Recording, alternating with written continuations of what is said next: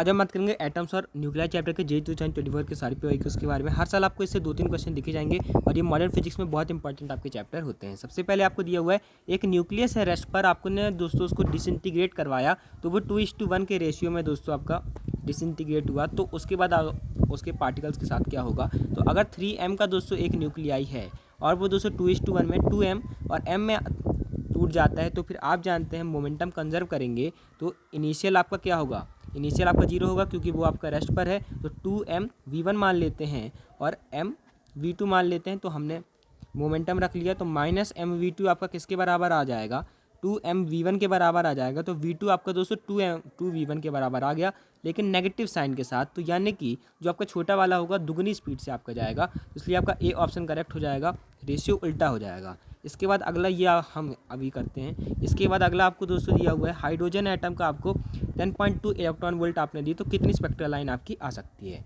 तो फिर आप देखें तो अगर मैं n=1 की बात करूं तो कितनी आपकी एनर्जी होती है, -13.6 इलेक्ट्रॉन वोल्ट होती है। n=2 की अगर मैं बात करूं तो कितनी होती है, -3.4। तो इन दोनों के बीच में डिफरेंस कितना है, इन दोनों के बीच में डिफरेंस है -3.4 -13.6, यानी कि 13.6 ही आपका ये पॉजिटिव हो जाएगा।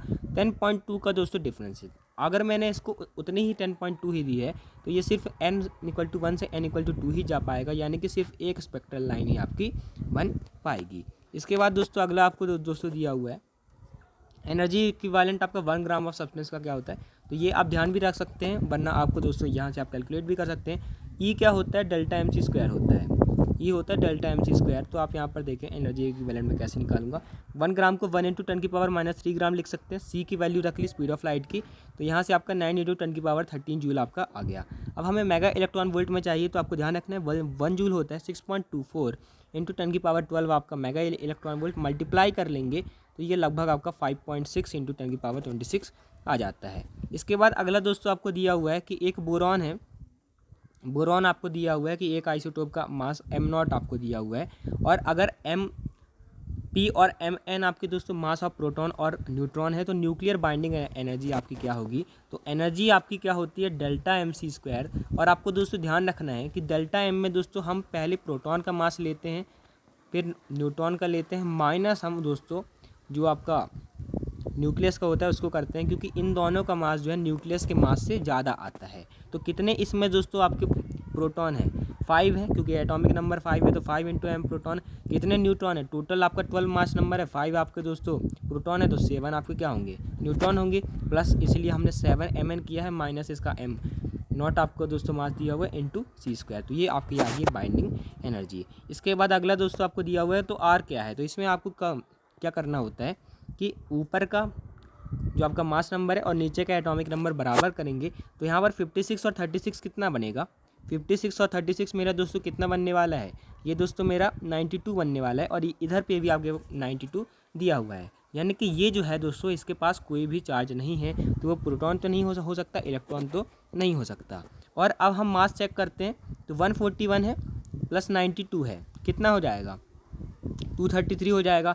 यहाँ पर आपका 236 है, तो यहाँ पर दोस्तों 3 × कुछ है, तो यहाँ पर ये आपका 3 का आपका मास आना चाहिए। तो अगर मैं यहाँ पर एक न्यूट्रॉन कर दूँ तो यहाँ पर दोस्तों आपका 3 का मास आपका और बढ़ जाएगा, इसलिए ये दोस्तों 236 आपका बराबर कर देगा। बी ऑप्शन आपका करेक्ट हो जाएगा। अगर आपका ये भी मैच कर जाता कि आपका ये दोनों न्यूक्लियाई का और इस न्यूक्लियाई का मास भी सेम आ रहा है, तब क्या होता, गामा रेडिएशन आपका होता। तो ये भी आपको ध्यान रखना है। इसके बाद अगला दोस्तों आपको दिया हुआ है बाइंडिंग एनर्जी इतनी दी हुई है, तो आपको बताना है difference between total mass of nucleons और न्यूक्लियर मास। आप तो इसको आप कैसे निकाल सकते हैं, E = delta M C square करके हम कर सकते हैं। एनर्जी आपको इतनी दी हुई है 10 × 10⁸ डेल्टा एम इंटू सी की वैल्यू आप रख सकते हैं 3 × 10⁸, 9 × 10⁻16, तो यहाँ से आपका 20 μg आंसर आ जाएगा। इसके बाद दोस्तों अगला दोस्तों आपको दिया हुआ है कि longest wavelength associated with Paschen series.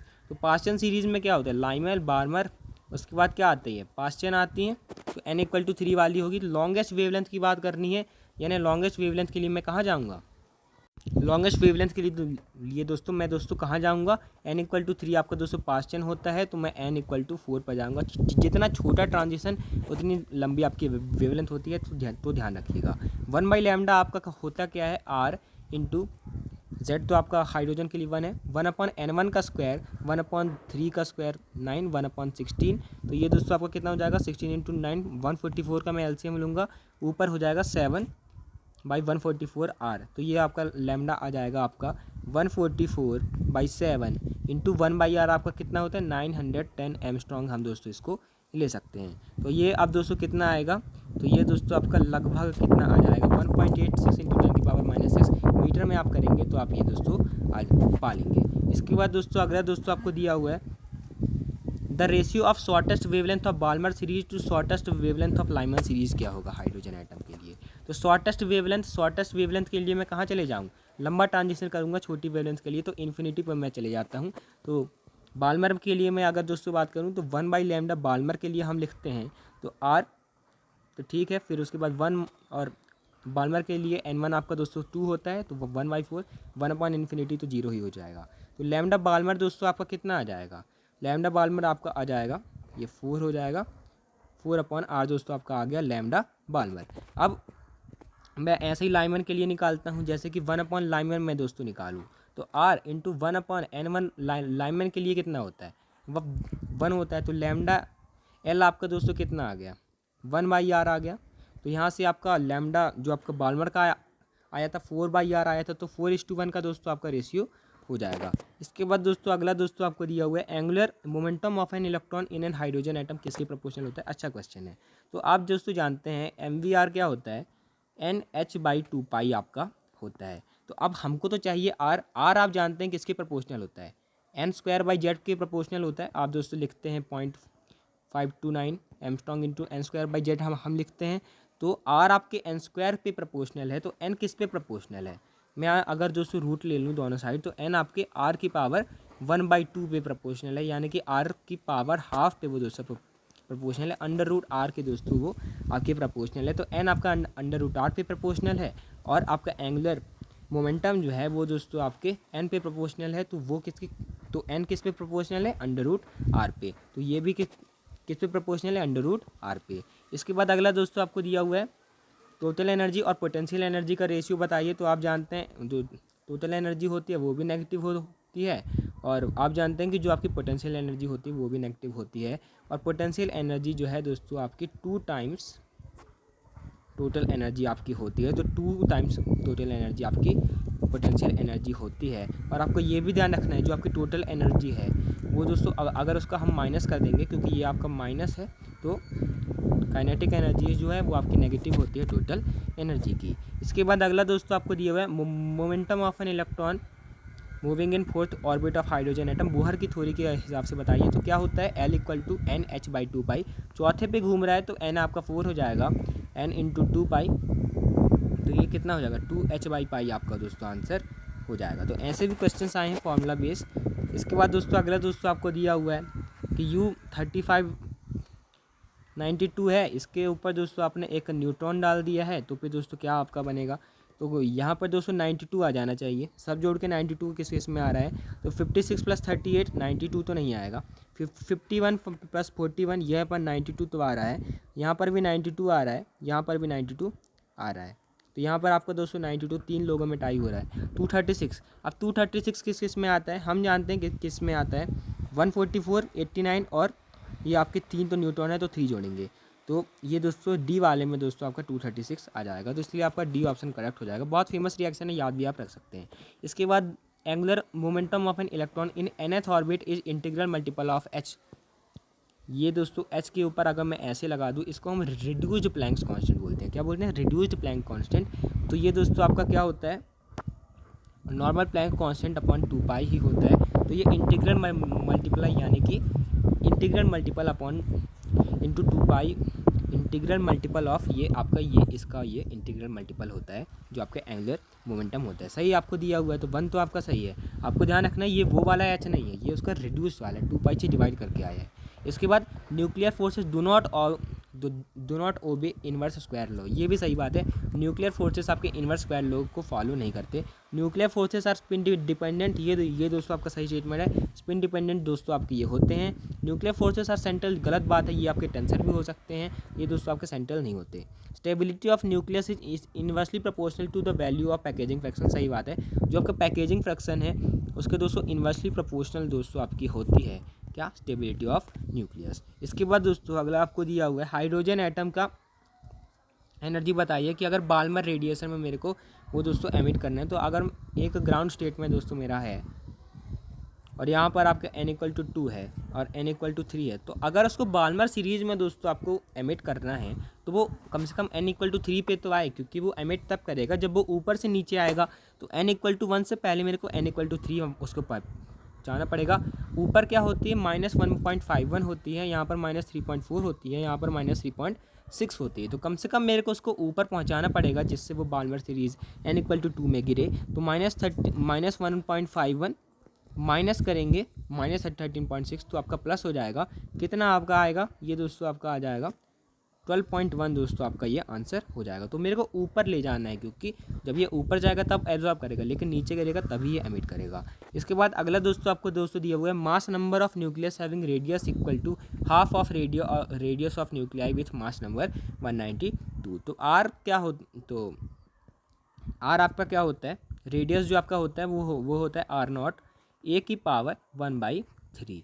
तो a की पावर 1/3 आपका होता है। तो आपको दूसरा दिया हुआ है कि एक हम मान लेते हैं उसका जो मास है, मास नंबर उसका A2 है, तो उसका दोस्तों अगर आप देखें तो उसका जो रेडियस है r/2 है। तो r0 a/2 की पावर 1/3 ये दोस्तों आपका हाफ है किसके, ये r0 a की पावर 1/3 है। और a आपको दोस्तों दिया हुआ है, a का मास दिया हुआ 192। तो 192 के पावर 1/3 का ये दोस्तों आपका हाफ है। r0 से r0 आपका दोस्तों कैंसिल हो जाएगा और यहाँ पे आपका क्या आ जाएगा, a0/2 की पावर 1/3 थी, क्यूब ले लेते हैं, देख ही लें आप, a0/2 की पावर 1/3 थी, तो इसको हम दोस्तों ले लेते हैं, a0 की पावर 1/3 जो थी वो आपकी क्या थी 1/2 थी वो उसकी, तो 1/8 a1 की पावर 1/3। तो अब दोस्तों आप देखें तो जो a2 क्या आएगा, क्यूब ले लेते हैं तो ये कैंसिल हो जाएगा। तो a2 आपका हो जाएगा 1/8 इंटू a1, तो 192, तो कितना आ जाएगा 2 तो ये दोस्तों आपका 24 आपका आ जाएगा। इसके बाद आप यहाँ पर इसको देख भी सकते हैं हमने कैसे किया है। r0 a1 की पावर 1/3 इक्वल टू r0/2, क्योंकि रेडियस आपका हाफ है, a2 की पावर 1/3, तो यहाँ से a1 आपका आ गया 1/8 a2, तो 24 आपका आंसर हो जाएगा। इसके बाद दोस्तों ये दोस्तों आपको कमेंट करके बताना है कि अगर wavelength of first member of Lyman series आपकी दोस्तों हाइड्रोजन की लैम्डा है, तो सेकंड मेंबर की आपकी क्या होगी। तो ये सिंपल कैलकुलेशन ये दोस्तों आपको कमेंट करके बताना है। इसके बाद nth ऑर्बिट में दोस्तों इलेक्ट्रॉन घूम रहा है, मैग्नेटिक मोमेंट उसका म्यून है। तो आपको ध्यान रखना है मैग्नेटिक मोमेंट और जो दोस्तों एंगुलर मोमेंटम का जो रेशियो आता है क्या आता है, E/2m आता है, कांस्टेंट आता है एक। तो यहाँ से दोस्तों आप देख सकते हैं तो म्यून है क्या है L × E/2m, और L आपका होता क्या है NH/2π होता है, जो आपका एंगुलर मोमेंटम होता है इंटू L/2m। तो म्यून किसके प्रोपोर्शनल है, म्यून दोस्तों किसके प्रोपोर्शनल है, n के प्रोपोर्शनल है। तो n की पावर 1 पे ये दोस्तों आपका प्रोपोर्शनल है, तो आपका n की पावर x की जगह n = x=1 में लिख सकता हूँ। इसके बाद अगला दोस्तों आपको दिया हुआ है कि एक मास m है का एक न्यूक्लियस है, आइसोटोप है, तो उसने दोस्तों आपके 3 इक्वल मास के आपके बनाए हैं। तो कैसे बनाए होंगे, m/3 बनाया होगा, m/3 बनाया होगा, m/3 बनाया होगा। तो speed of daughter nuclei in the terms of mass defect आपको बताना है। तो ऐसे E = Δ उसकी सारी सबकी काइनेटिक एनर्जी में बढ़ जाएगी। तो वेलोसिटी कितनी आएगी, सबका मास सेम है तो वेलोसिटी सेम होगी। तो यहाँ से आपकी c√2 Δm/m आपकी आ जाएगी। इसके बाद दोस्तों अगला दोस्तों आपको दिया हुआ है the ratio of magnitude of kinetic energy to potential energy. तो काइनेटिक एनर्जी क्या होती है, वो दोस्तों आधी होती है पोटेंशियल एनर्जी की। तो यहाँ पे kinetic energy by potential energy कितना आएगा 1/2 आएगा। इसके बाद अगला दोस्तों आपको दिया हुआ है most of the mass of the atom and all of its positive charge आज concentrated in a tiny nucleus and electrons revolve around it. ये आपका रदरफोर्ड का मॉडल है, सही बात है कि सारा जो मास है एक न्यूक्लियस के अंदर है और इलेक्ट्रॉन उसके अबाउट आपके सर्कुलर ऑर्बिट में घूम रहे हैं, ये हमको रदरफोर्ड सर ने बताया था। An atom is spherical cloud of positive charge with electrons embedded in it is a special case of Rutherford model. ये दोस्तों आपका गलत स्टेटमेंट है कि एक एटम आपका दोस्तों स्फेरिकल क्लाउड है और उसके अंदर इलेक्ट्रॉन्स एम्बेड है। तो ये तो आपका दोस्तों कौन सा मॉडल था, जे थॉमसन आपका प्लम पुडिंग मॉडल ये था, तो ये रदरफोर्ड मॉडल नहीं था। इसके बाद अगला दोस्तों आपको दिया हुआ है ये, और ये दोस्तों आपका एक रिएक्शन है आपको बताने की आपकी कितनी एनर्जी रिलीज होती है। तो डेल्टा एम इंटू सी स्क्वायर ही हम करते हैं, तो हम दोनों इक्वेशन को पहले जोड़ लेंगे तो ये आपका न्यूट्रॉन से न्यूट्रॉन कैंसिल हो जाएगा। आप यहाँ पर देख भी लें तो यहाँ पर इलेक्ट्रॉन ये जोड़ने के बाद तो ये न्यूटन से न्यूट्रॉन कैंसिल हो जाएगा। तो 3Li6 प्लस H2 1 ये आपका लगेगा 2He4। तो यहाँ पर हम सबकी वैल्यू रखेंगे, सबका मास रखेंगे। यहाँ पर आपको कैलकुलेशन करना पड़ेगा। 1 जो आपका एटॉमिक मास यूनिट होता है 931 इंटू 931.5 मेगा इलेक्ट्रॉन वोल्ट आपका आता है, तो 22.22 आपका आंसर हो जाएगा। इसके बाद दोस्तों अगला आपको क्वेश्चन दिया हुआ है, तो ये दोस्तों आपको कमेंट करके बताना है। हाँ हम आपको इसको बता भी देते हैं। C6H12 आपको दोस्तों दिया हुआ है, उसका मास इतना है। Energy required to remove a neutron from C6H13। तो C6H13 से मेरे को दोस्तों एक न्यूट्रॉन जो है निकालना है, तो बचेगा क्या आपका C6H12 बचेगा। आप यहाँ पर देख भी ले, एनर्जी मैं इसको दूंगा तो ये आपका बनाएगा। तो डेल्टा एम जो है आपका कितना हो जाएगा, डेल्टा एम आपको कितना हो जाएगा, इसका हम मास जोड़ेंगे और इसका जोड़ेंगे, फाइनल माइनस इनिशियल कर देंगे तो माइनस ये आपका हो जाएगा। एनर्जी रिक्वायर्ड के लिए मल्टीप्लाई कर देंगे तो 4.95 आपका आ जाएगा। एक यू कितना होता है 931.5। इसके बाद अगला दोस्तों आपको दिया हुआ है रेडियस ऑफ थर्ड ऑर्बिट। तो ये दोस्तों आपका रेडियस जो है निकाल के बताना है n²/z। तो ऐसे बहुत क्वेश्चन आते हैं तो इसलिए मैं आपको ये दे रहा हूँ। और इसके बाद ये वाला क्वेश्चन दोस्तों आपको हम बता देते हैं कैसे करना है, और आप उसको दोस्तों करके बताइएगा। उसका आंसर भी मैं आपको बता देता हूँ। जो आपका शुरू में जो क्वेश्चन था उसको हम देखते हैं। राफेल नडाल ने रिटायरमेंट भी ले लिया है। इसके बाद अगला दोस्तों आपको दिया हुआ EH/EU आपको दोस्तों निकालना है। तो यहाँ पर दोस्तों fusion of 2 kg of hydrogen है। तो अब दोस्तों 2 kg ऑफ हाइड्रोजन में कितने आपके हाइड्रोजन होंगे, 2 × 10³ होंगे, क्योंकि 1 ग्राम में दोस्तों आपका एक हाइड्रोजन होता है। तो 2 × 10³ ग्राम में आपको 2 × 10³ हाइड्रोजन होगा। और यहाँ पे आपका 4 हाइड्रोजन से आपका दोस्तों कितनी एनर्जी निकल रही है 26.7। तो एक हाइड्रोजन यानी कि 1 ग्राम से कितने निकलेगी 26.7 बाई 4 इंटू 2 × 10³ तो ये आप दोस्तों करेंगे, और यहाँ से दोस्तों आपकी इसकी एनर्जी आपकी आ जाएगी। और इसके बाद ये हम देखें तो ये अगर मैं दोस्तों इसकी बात करूँ ये 235 की, तो इसकी 235 ग्राम से दोस्तों आपकी कितने निकल रही है एक फिजन पे 200 मेगा इलेक्ट्रॉन वोल्ट निकल रही है।